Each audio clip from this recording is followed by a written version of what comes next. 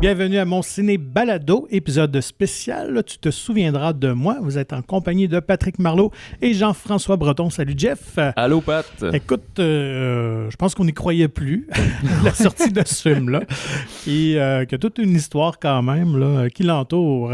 Ben oui, c'est ça. En plus, il avait commencé la promotion en mars 2020, février-mars 2020 pour la sortie qui devait être, je sais pas, le 20-25 mars, une affaire de même. Puis, vous savez ce qui est arrivé dans ces dates-là. Fait qu'il y avait déjà eu des premières pour le film. Puis là, il y a eu des nouvelles planifications de sortie. À chaque fois qu'il y avait des réouvertures de salles, on disait « OK, bon, ben si ça va bien, dans 3 mois, on le sort. » Je me souviens plus toutes les dates, aux fêtes 2021, puis au printemps, puis etc. Fait que finalement, c'est là qu'il sort le film, enfin. Fait qu'on en discute d'ailleurs un peu avec nos invités. C'est pas de la petite visite. Non, quand même, on reçoit, on peut le dire, un monument du cinéma et de la télévision québécoise, Rémi Girard, quand même, et David Boutin aussi, qui est dans le film. Ouais, voilà. Éric Tessier pouvait pas faire la tournée promotionnelle cette fois-ci, malheureusement. Il était occupé dans le tournage de son prochain film. OK.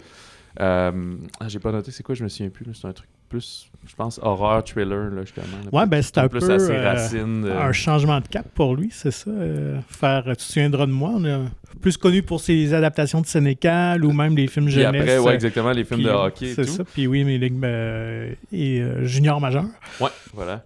Fait que, non, mais c'est très bien fait. On va en discuter justement avec ces deux braves gaillards, mais le scénario, ça vient d'une pièce de théâtre de François Archambault.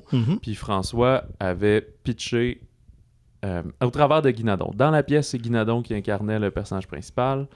Puis Guy Nadon travaillait avec Éric Tessier sur la série télé O. Puis il a dit « Hey, je suis en train de travailler cette pièce de théâtre-là, ben on va faire ça. Tu penses que tu devrais lire ça, ça serait un bon film que tu pourrais adapter, etc. etc. » Fait que là, ils ont travaillé tout le monde ensemble. Fait que pendant que François Archambault montait la pièce de théâtre, il était déjà aussi en écriture puis en financement scénaristique pour l'adaptation. Ben oui, ce qui est quand même assez rare. On voit plus ça des fois aux États-Unis, mais j'ai l'impression qu'au Québec, c'est rare qu'un projet démarre avant même que ça soit sorti.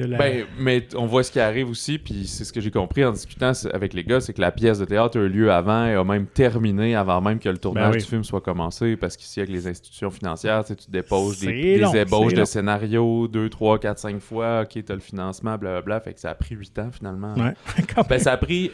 C'est ça, ça a pris 8 ans faire le film, mais ça a pris 10 ans avant qu'il sorte à cause de ce 2 ans-là.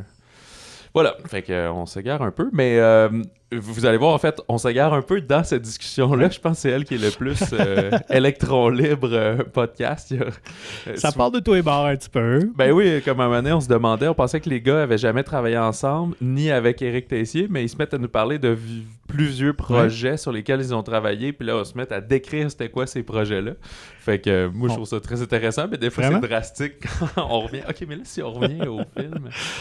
Donc, on vous laisse découvrir tout ça avec cet entretien. Ouais, puis il y a peut-être des fois, Rémi Girard parle peut-être de quelques scènes clés du film, mais je pense pas que ce soit des spoilers comme tels. C'est des choses qu'on voit dans la bande-annonce. C'est sûr que si vous voulez être complètement chaste et vous laisser surprendre par tout ce qui arrive dans le film, ben allez le voir avant de l'écouter. Sinon, c'est vraiment une bonne entrée en matière pour vous convaincre d'aller voir ce film-là, qui, on en discute d'ailleurs, moi, je pense que ça va très bien fonctionner auprès du public québécois. Voilà. Oui, parce qu'on se souvient que ça traite de la maladie d'Alzheimer, mais ce n'est pas lourd, au contraire, on est quand même dans un film rempli d'espoir et je dirais même avec beaucoup d'humour quand même là, à travers ça. Puis il y a des thèmes par connexes aussi, on parle de la culture québécoise, de la place un peu de l'histoire, vivre dans le moment présent, vivre dans le passé, choses comme ça.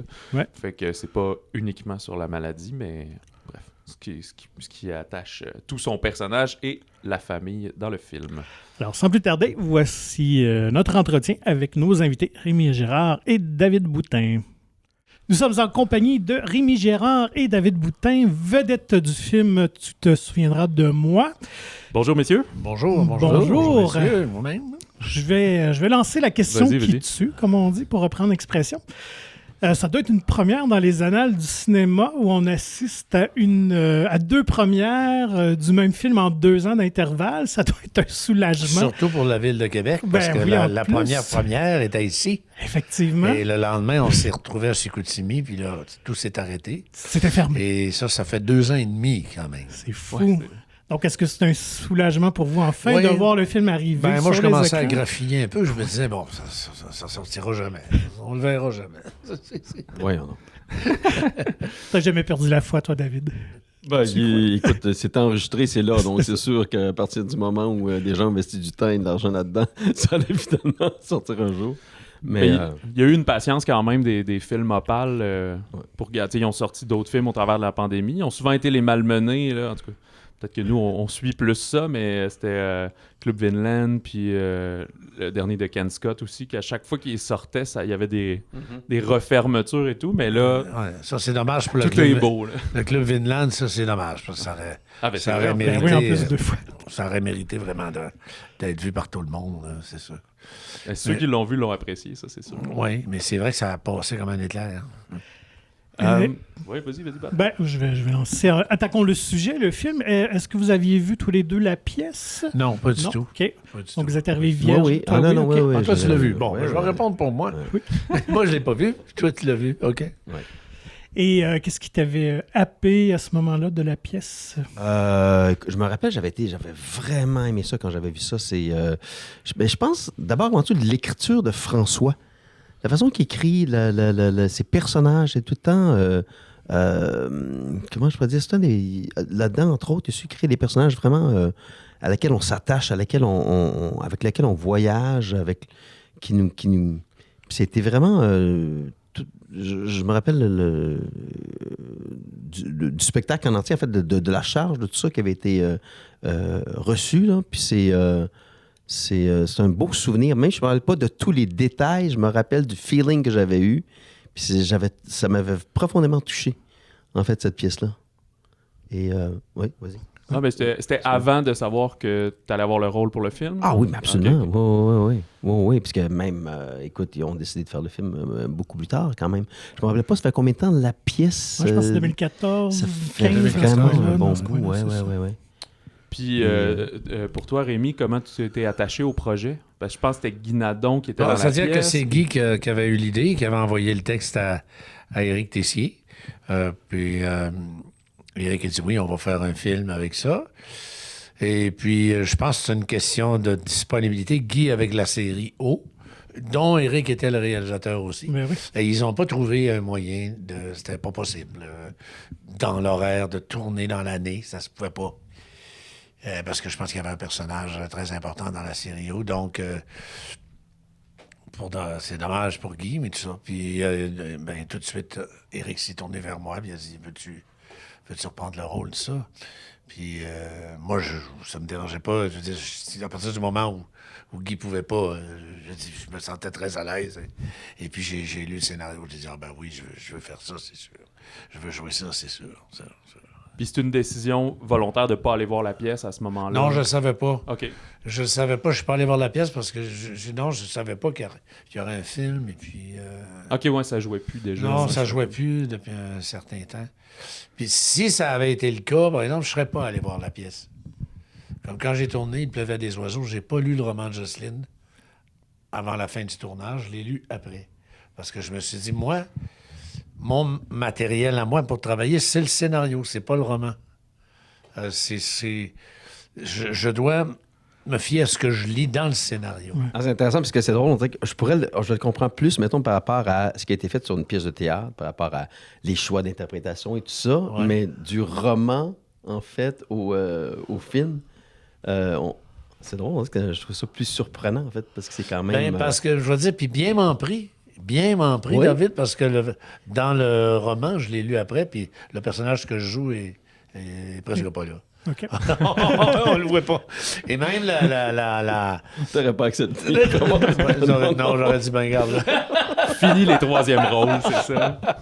Et, oui, c'était vraiment troisième rôle.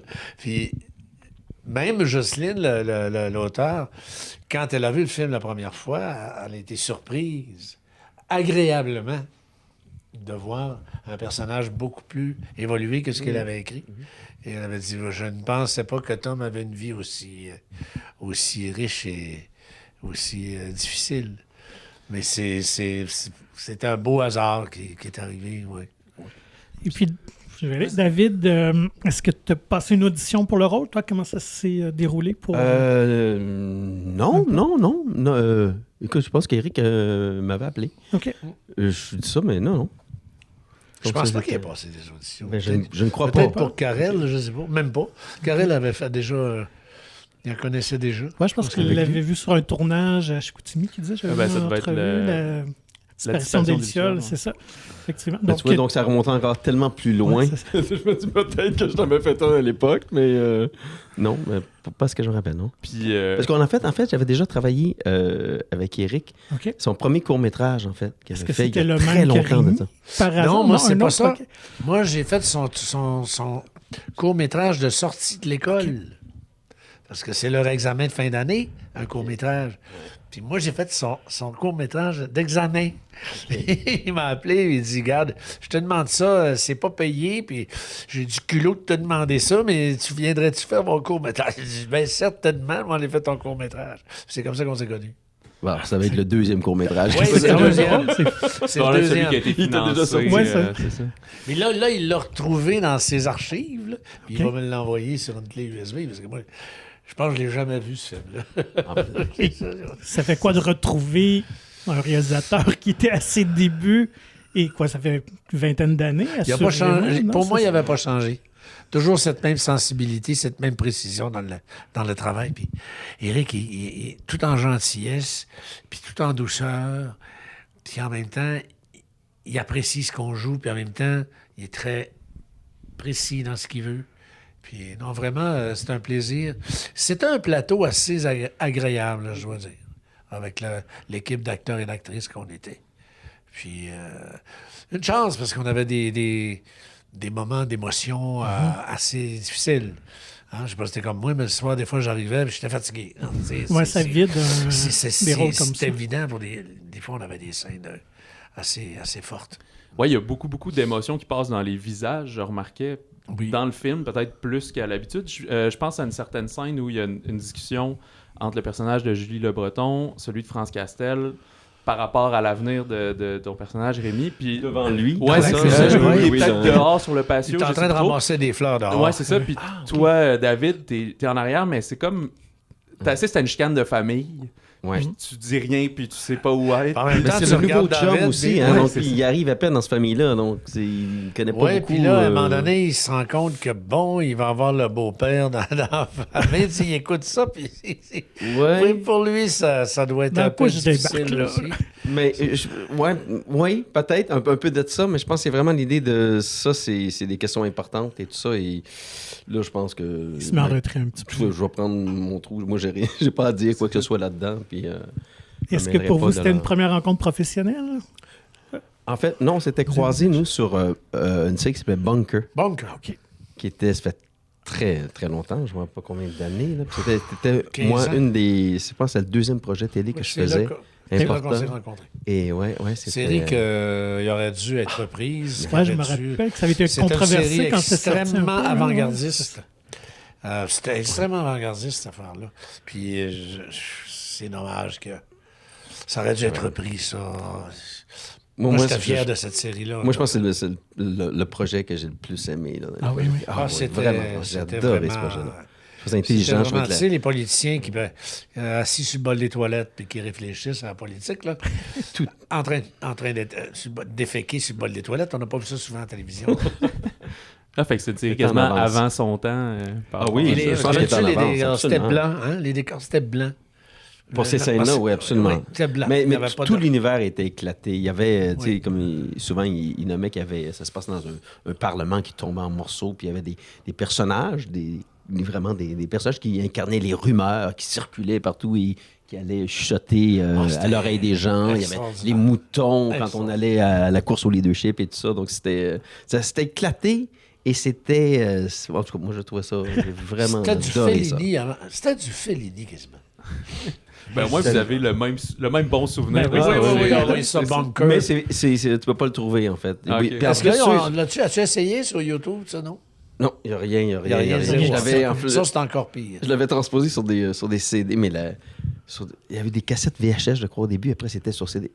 La qualité de l'image est horrible. Horrible. C'est vraiment pas bon. Mais ceux qui ont embarqué, c'est une série comme ça, ceux qui étaient fans de la série, moi, j'en recroise encore aujourd'hui, qui font, hey, ça, on peut-tu le trouver? Puis ceux qui étaient fans, qui ont accroché cette série-là, ils ont vraiment accroché. Ils ont là. certainement ça dans les archives de Radio-Canada, j'imagine. C'est Radio-Canada. Oui. Si on revient un petit peu sur... mais les écartades en podcast, c'est parfait. parfait, oui. C'est là pour ça. Mais tu te souviendras de moi, c'est des personnages quand même très, très réels, très... peut-être pas terre à terre, mais vous, est-ce que vous avez pu puiser de l'inspiration dans vos vies personnelles ou des choses comme ça pour Moi, ce il y genre a de mon situation? père qui a souffert de démence vasculaire. C'est une autre forme de... C'est pas l'Alzheimer, mais finalement, c'est la même chose. C'est une perte de mémoire, puis graduelle. Quoique plus rapide que l'Alzheimer. OK. Ça vient plus rapidement. C'est comme des mini AVC dans le cerveau. Des petits mini AVC partout. Et puis là, à un moment donné, tu deviens complètement fou.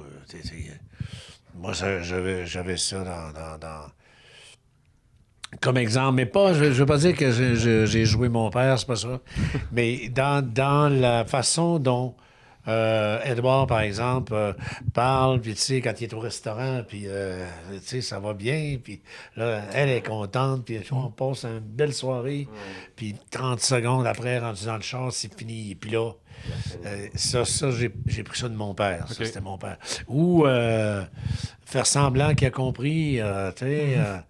est-ce que tu veux... Oui, bien sûr, comment ça va, toi? Tu sais, puis- aucune idée, Ils vont replacer la C'est qui, personne en cette personne-là? parlant. Ouais. Ah, ben oui, comment ça va, toi? Ça va bien?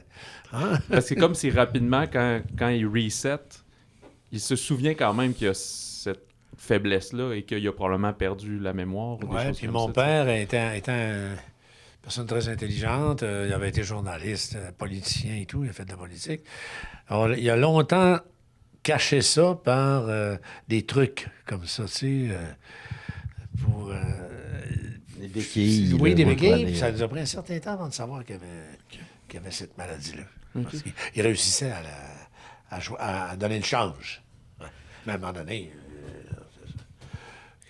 quand tu te reconnais plus toi-même, là, ton fils, là, ben là, tu comprends qu'on est rendu loin. Ouais, Dans le film, j'ai bien apprécié le trio féminin qui sont pas avec nous aujourd'hui. Pouvez-vous nous glisser un petit mot de France, Julie et Karel, comment cette dynamique-là s'est opérée sur le tournage? Surtout avec France, je trouve que vous aviez vraiment une très belle chimie entre les deux. Ben, France, C'est on se très connaissait crédible. bien, on est des amis, en fait, depuis des années. Ça doit être du plaisir de s'envoyer chier Ouais, comme ça un puis peu. il y avait, oui, j'ai toujours été avec France, et puis j'ai connu France dans son pire et son meilleur. Puis, Karel, c'était une belle rencontre parce qu'on a tout de suite comme... On s'est compris tout de suite, je veux dire. Et les deux personnages, et l'acteur et l'actrice. Elle est arrivée, elle m'a dit, elle me disait cette semaine, j'avais peur de briser tes scènes, j'avais peur que ce soit de fucker la scène. Tu sais. Je dis, ben non, c'est pas ça qui est arrivé. Puis on était très... ça a été très agréable. Puis ça s'est transposé sur les personnages. Parce qu'elle est importante pour Edouard. Tu sais, au début c'est plus que, mais à un moment donné, c'est comme celle qui... c'est la dernière personne qui va réussir à toucher son cœur, puis tout ça, parce qu'à un moment donné, quand c'est fini, c'est fini. Il y a, le film finit, la musique s'arrête, et puis blackout. Tu sais, je dis, c'est ça. Et c'est pas pour rien que le dernier plan, c'est avec elle aussi. Oui. Elle est là. Et tu sens, parce qu'elle est juste par les changements de costume, qu'elle vient tous les jours. C'est ça. Tu sais, dans ma tête, elle vient tous les jours faire sa petite visite. Tout le temps. Elle l'a pas laissé tomber, même en résidence. Elle l'a pas. Elle l'a jamais laissé tomber. Et toi, David, un petit mot sur tes... Julie, j'avais déjà travaillé avec. C'est une super actrice, une super fille aussi, tout le temps agréable à travailler. Qui est bonne. France, je la croisais pas beaucoup en fait là-dedans. C'est pas vraiment croisé, mais que je connaissais aussi. Puis il y avait Karel que je connaissais pas, que j'ai découvert en fait. Là aussi, que j'avais jamais rencontré, mais qui est une super actrice qui c'est ça, en fait, j'ai comme découvert ce talent-là naturel, cette espèce de présence-là qu'elle a. Ah oui, elle a un côté bum, elle a un côté bum dans la vie aussi qui marche bien pour le personnage. Parce que dans la vie, elle était un peu comme ça. Elle était un peu bum. Je la connais pas assez pour elle a un peu électron libre, je pense. C'est une expression, mais... Elle a sa façon de voir les choses. Ouais. Puis, tu sais, elle n'est pas toute glamour, pas l'affaire de les soirées là, de première, puis tout ça. C'est pas sa dose de thé. Là, Puis, qu'est-ce que vous pensez un peu de, je sais pas comment dire, votre analyse du film, tu sais, des thématiques principales, parce qu'on a une perte de mémoire personnelle, mais on traite aussi de la perte de mémoire collective. Absolument. C'est ça que, quand vous me demandiez tantôt, la deuxième chose qui m'a attiré dans le scénario, c'est ça. C'est ce qu'il appelle prisonnier de l'instant présent. Parce que moi, j'essayais, c'est pas possible, tu sais. J'essayais de m'imaginer qu'est-ce qui se passe dans la tête de quelqu'un qui est Alzheimer ou qu'est-ce qui arrive. Je voyais mon père pleurer des fois, donc je me suis dit, il doit avoir une angoisse profonde. Il doit avoir une angoisse. Tu sais, avant qu'il perde complètement la carte, il y a un moment où le pire, c'est quand la maladie est commencée depuis un bout de temps, comme on voit, et que là, ils se rendent compte que... Qui part des morceaux. Parce que pour eux autres, c'est comme une absence, là. J'ai compris que c'était comme un trou noir. Mm-hmm. Tu te rappelles plus ce que tu as dit, donc. Puis à un moment donné, tu te rappelles de ce que tu es en train de dire. Donc, c'est l'instant présent, tout le temps. Prisonnier de l'instant présent. Quand il fait son discours et qu'il s'emporte dans son discours, Édouard, c'est sûr qu'à la fin du discours, il ne se rappelle pas du début du discours. Puis qu'à la fin du discours, il ne se rappelle pas qu'il vient de faire un discours. C'est difficile à imaginer. Mais c'est ça que j'essayais de jouer dans les absences et la déconnexion. La déconnexion du personnage. Il déconnecte. Complètement. Et il peut pas dire à Karel, c'était-tu bien? C'est ça comment t'as trouvé ça? Non. Une fois que c'est fini. Mais il prend le temps de dire, vous êtes envahi d'informations tous les jours par l'Internet et tout, et vous ne prenez pas le temps de les digérer parce que vous sautez d'une information à l'autre, d'un post à l'autre, et à un moment donné, vous perdez la mémoire. Vous êtes prisonnier de l'instant présent. C'est que vous pouvez plus faire de relation entre ce qui se passe. Et il se tourne vers le public à la fin, ben vous êtes comme moi. Prisonnier de l'instant présent. Ça, il dit ça aux gens dans la salle. Je trouve que c'est un moment fort dans le film. Oui, tout à fait. Ça, c'est François Archambault. Là, c'est vraiment un texte extraordinaire. Peut-être un des plus beaux textes que j'ai eu à jouer. Cette mise au point-là de la mémoire collective, c'est quelque chose qui est tellement vrai. C'est assez, pour moi, assez fort, ça. Et ça fait réagir énormément les jeunes. Parce que moi, j'ai eu affaire à depuis quelque temps, là, des jeunes, tu sais, les jeunes recherchistes des émissions. Ils ont tout à peu près, c'est toutes des filles, puis ils ont tout à peu près dans la trentaine. Et puis, ils m'ont tous parlé de cette scène-là. Ah oui. À cause de YouTube, puis à cause de Facebook, puis tout ça. Et ça les a brassés. Ça les a brassés. Trop d'informations. Est-ce qu'on te fait comme Karel en disant « moi, c'est René Lévesque, ça me... Non, ça pas trop c'était qui. » Je trouvais qu'il fumait beaucoup. Et, le cheveu, le comb-over. Il se plaçait les cheveux. Et cette déconne. Elle joue tellement bien, c'est tellement... c'est vrai, c'est ça. C'est ça qui est extraordinaire dans le texte d'Archambault. C'est qu'il réussit à prendre l'Alzheimer puis à en faire une réflexion collective. Et cette déconnexion-là, excusez-moi, non, Valise. Oui. Je trouve peut-être que je me trompe, mais je le ressens aussi dans votre personnage avec votre fille, dans le fond, il y a une espèce de déconnexion, on dirait, entre vous deux. C'est sûr, tu as une bienveillance envers elle, mais on dirait que il n'y a pas vraiment d'interaction. Oui, mais je pense que c'est le lot aussi de beaucoup de parents avec Ouais. une, tu sais, à quoi, 19-20 ans peut-être Ouais. dedans, là, tu sais, une jeune adulte qui fait peut-être pas tout le temps les choix que le parent se rend d'accord, mais qu'à un moment donné, il y a aussi t'as ta vie à vivre, puis tu dois aussi de voler tes propres ailes, puis bon, je pense qu'il y a une séparation aussi qui se fait qu'automatiquement...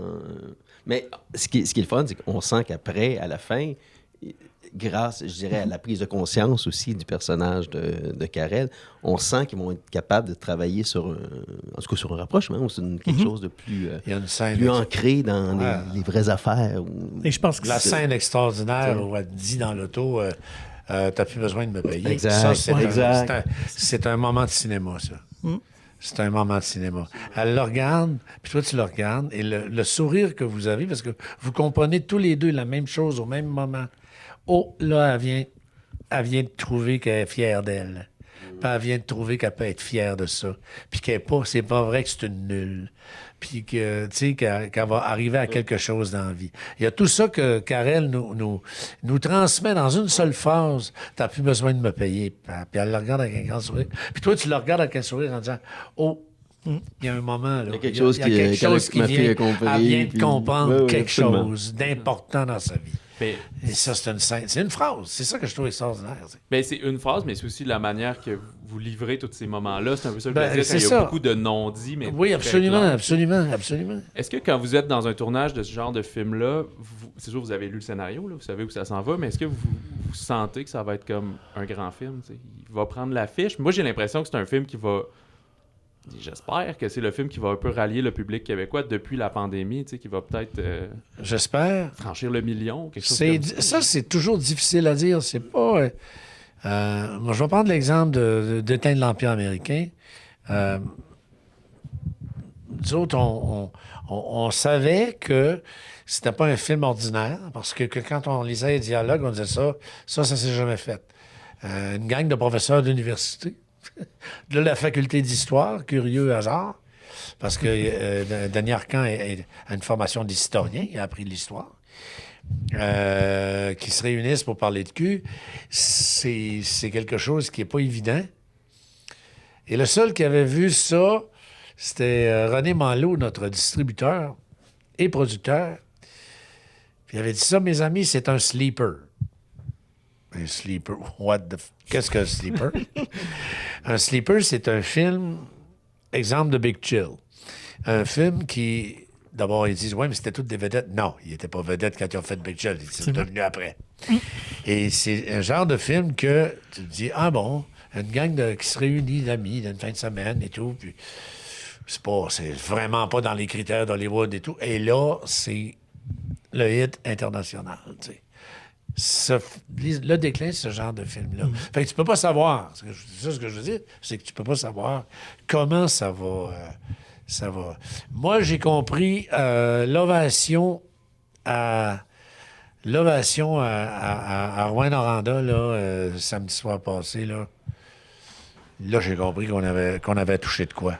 On avait touché de quoi de très, très, très important. Mais c'est vrai, que c'est difficile, c'est vraiment difficile à prévoir, mais en fait, le seul, je peux dire, indice que j'avais, en tout cas, qui me fait penser que ça pourrait toucher les gens, c'est quand on a le succès de la pièce. Je me rappelle quand la pièce était sortie, le monde avait vraiment aimé ça, était vraiment bouleversé. C'était un gros succès. Donc déjà, d'emblée, tu dis, bon, ton matériau de base, qui est ton texte, ton scénario, tu pars de ça, est quand même éprouvé. Là. Il y a bien des gens qui l'ont vu et des gens que ça c'est venu chercher. Donc, déjà, tu pars avec un bon, un bon fond, là. Et après, ben, c'est de voir ce que t'en fais et tout ça.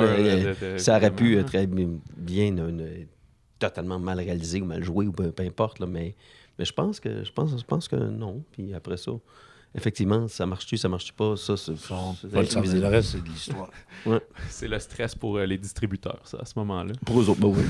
Oui, mais sauf que un indice que j'ai qui est quand même important, c'est que là, on est distribué dans 77 salles. Ce qui est C'est énorme très pour le Québec, rarement ouais. vu. Et ceux qui font qu'on est distribué dans 77 salles, c'est les propriétaires de salles qui ont vu le film, qui ont demandé à avoir le film dans leur salle. C'est de là que ça vient. C'est pas c'est pas le distributeur ou le producteur qui va décider on va aller dans la... Non, c'est l'inverse. C'est les propriétaires de salles qui disent moi je veux celui-là. Moi je veux celui-là. Oui, puis je trouve que malgré le sujet qui peut sembler a priori un peu lourd, mais c'est pas du tout le cas du film. Non, C'est non. très empreint d'espoir, c'est d'une belle beauté. Donc je Puis pense on que c'est rit quelque aussi, chose tu sais, qu'on a besoin. Oui, oui. Il y a ça, il y a l'humour là-dedans qui permet aux gens de respirer. Et puis, on attaque un thème qui touche tout le monde. Là. C'est dans toutes les familles. Cette maladie-là frappe parce que pourquoi la population vieillit. Puis quand le monde mourait à 50 ans, il n'y avait pas le temps de se rendre à l'Alzheimer. Là. C'est aussi simple que ça. Oui. C'est ça. C'est une maladie de vieillesse. C'est une maladie. Dégénérative. C'est mais- dégénérative, oui. Bon, sur ce, messieurs, Rémi, David, merci beaucoup. Ça nous a fait plaisir. Bon succès avec le film. Merci bien. On se le Merci à souhaite, vous. mais c'est bien parti, en tout cas.